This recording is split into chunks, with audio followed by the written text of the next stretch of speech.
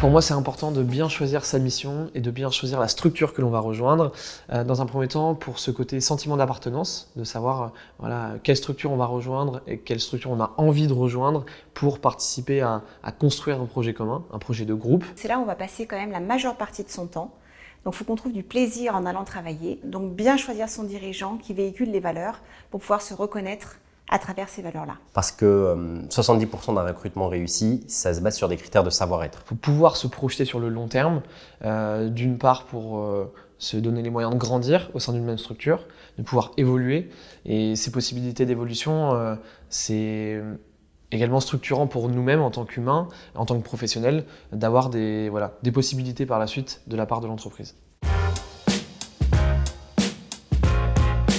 Mes premiers conseils, ce serait peut-être de se poser les bonnes questions, d'apprendre à se connaître, de savoir quels sont nos talents innés, surtout de se faire confiance, de ne pas forcément écouter les avis des autres, de se poser les bonnes questions et donc d'avoir les bonnes réponses. Alors moi j'ai besoin effectivement de la confiance de la personne pour qui je travaille.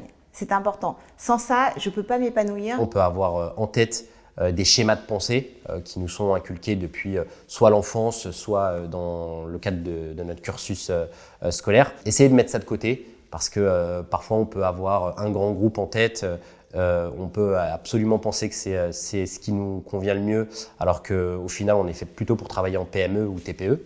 C'est pourquoi je pense qu'il faut bien se renseigner sur les possibilités que nous offre ce vaste monde.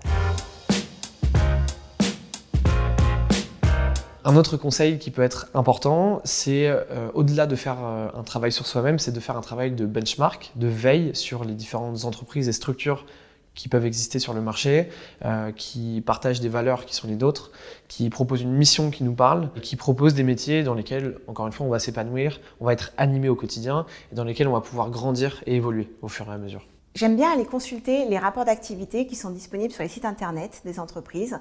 Ça permet de prendre connaissance des valeurs de l'entreprise, de ses ambitions, de sa vision de l'avenir. C'est important de choisir le domaine d'activité de l'entreprise parce que donc, au quotidien, si on ne comprend pas ce que fait l'entreprise, quel est son métier, quels sont les services qu'elle apporte en externe, on ne pourra pas s'épanouir dans cette entreprise.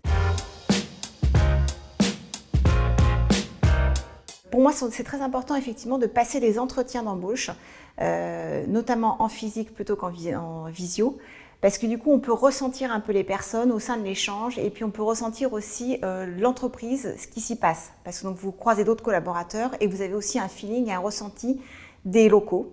Donc c'est important de rencontrer les personnes et de faire confiance à son feeling parce que ça sera notre quotidien de demain. Ça va vous permettre effectivement, lors du parcours de recrutement, de comprendre certaines choses, d'analyser certaines choses qui ne sont pas forcément très palpables. Il ne faut pas que ce soit votre seul critère de choix, mais il faut en tenir compte. Le conseil aussi que je peux vous donner, c'est de bien préparer vos questions parce que ça va vous permettre aussi d'orienter vos questions pendant le parcours de recrutement sur les missions, l'entreprise et l'organisation, mais surtout orientez-les sur l'après. Quel sera le poste, les fonctions, les missions, la marge d'autonomie qui sera donnée sur le poste et quelles sont vraiment les attentes de votre hiérarchique directe.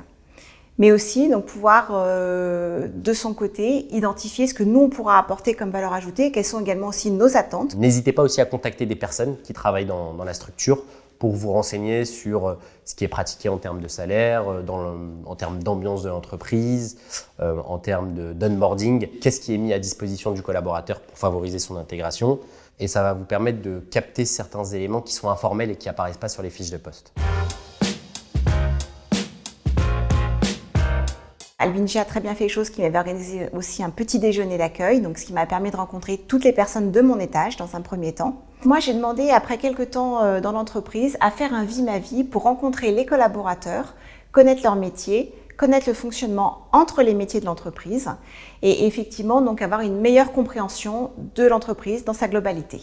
Et il faut vraiment aussi sortir de son bureau. Moi, c'est ce que j'ai fait. Je suis sortie, je suis allée voir les gens pour les rencontrer et échanger avec eux. Et donc après, travailler porte ouverte, c'est important parce que du coup, les gens n'hésitent pas à venir vous voir plutôt que rester porte fermée.